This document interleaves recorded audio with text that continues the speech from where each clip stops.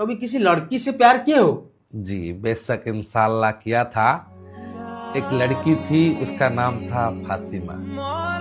उस दिन फजर के नमाज पढ़ रहा था। फातिमा तुम?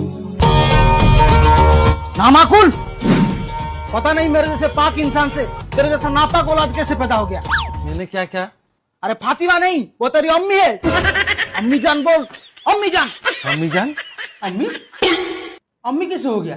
वो आपका गर्लफ्रेंड था ना? दरअसल वो मेरा खाला का लड़की था। खाला की लड़की मतलब बहन होगा ना आपका? हाँ।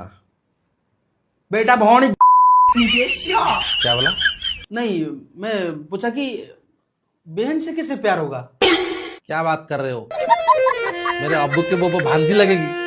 वो शादी कर सकती है तो मैं प्यार क्यों नहीं कर सकता? मतलब वो अब्बू उससे शादी कर लिया? हाँ।